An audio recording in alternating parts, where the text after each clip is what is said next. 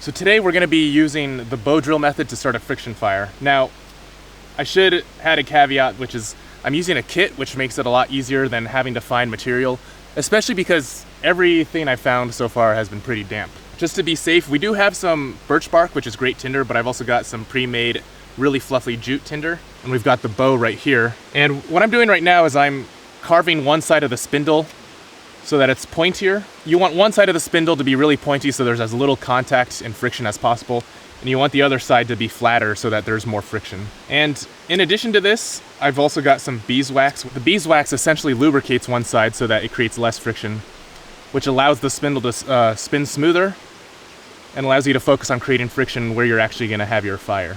And this is a little handhold for the top part. Really important is that you also prepare your tinder ahead of time, because once you have an ember going, you don't want to be thinking about anything else. And did you do that?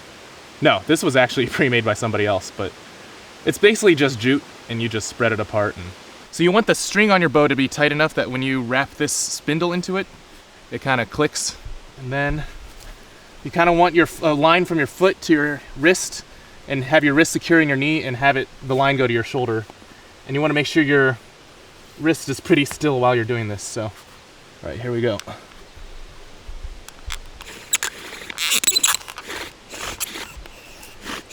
Oh, shoot. So how many times have you done this before? Maybe like 6 or something. Oh, so you've done this before successfully? Yeah, recently though, only recently, so. The string might be a little loose, I'm not sure, so.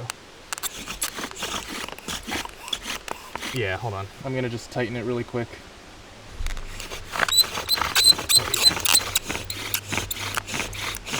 As you're working the bow drill, you want a nice grinding noise. That grating, squeaking sound means that the wood is polishing rather than grinding, and this usually means you need to apply more downward pressure. When there's smoke, you usually want to keep drilling as much as you can before your arms give out. You also want to gingerly lift the board so you don't disturb any ember you create. Alright, so it was smoking, but that's not quite enough, but the good news is that dust that I just created from grinding the spindle into the board can still be used. Humidity does play a part into this, but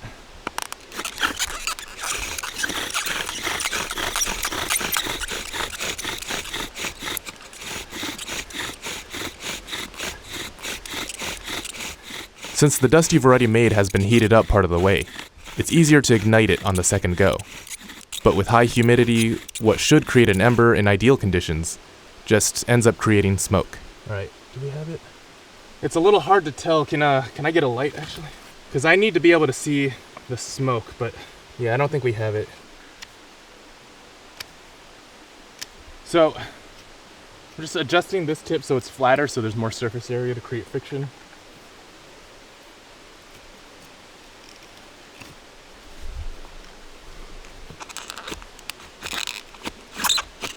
But now that I've cut into it, it's really rough. Oh, dang. So the bad news is I'm gonna have to start with a completely new hole. I had started this one before, but I'm gonna have to grind into it some more. And once it's worked out a little, I'm gonna have to cut a notch into it for the dust to collect, because this piece over here just broke off, so gotta start over.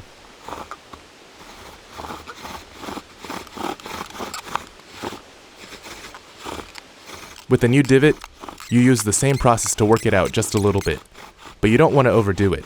Once it's grinding smoothly enough, you can use a knife to cut a new triangular notch into the divot.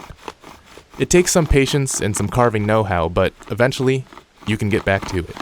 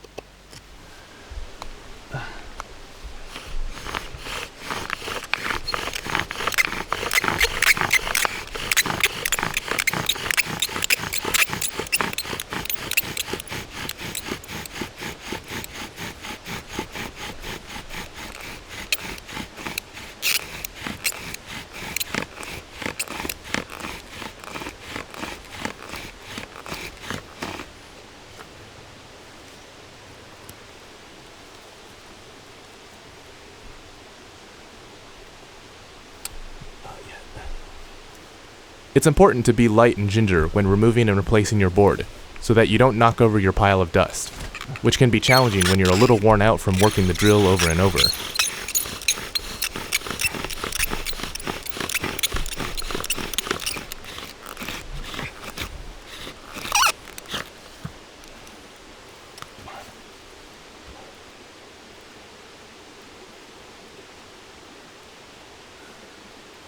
Now, can you tell what the difficulty is right now?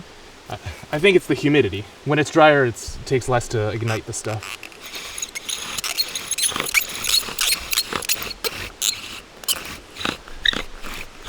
Shoot.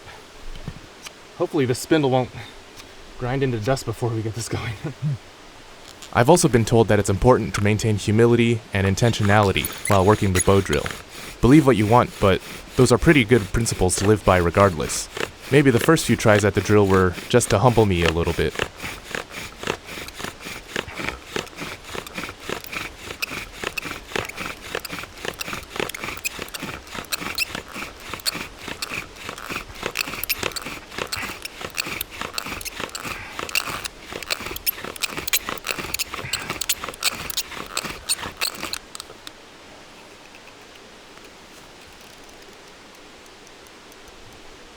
Finally, I got it. The pile of dust continued to produce smoke on its own. You don't want to blow hard on the dust, or you may just blow away your ember, but you can gently feed it air. Now, once I see the orange of the ember, I'll feel safe enough to move it. Just giving it some air, but I'm being pretty gentle still. Okay. My hands are trembling.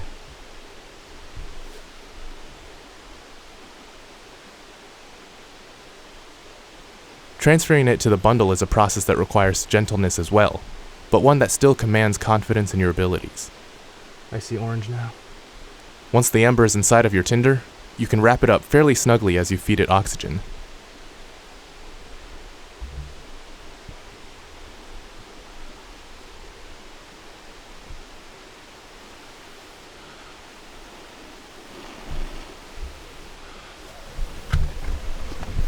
Ooh.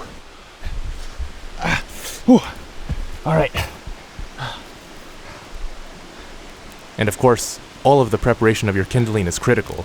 Without it, all of this work would have been for naught. Nice work. Wow.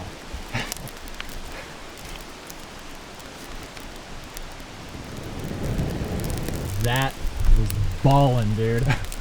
And we have fire. Woo! Thank you very much for watching. This was just a snippet from one of our full episodes where we backpack, camp, hike, cook, start fires. If you want to see more like this, click the link on the screen for the playlist for all of our full episodes. And if you really liked it, click on the link for our Patreon where we have behind-the-scenes stuff like bloopers, commentaries, and all sorts of cool stuff. Thanks again for watching, and we'll see you in the next one.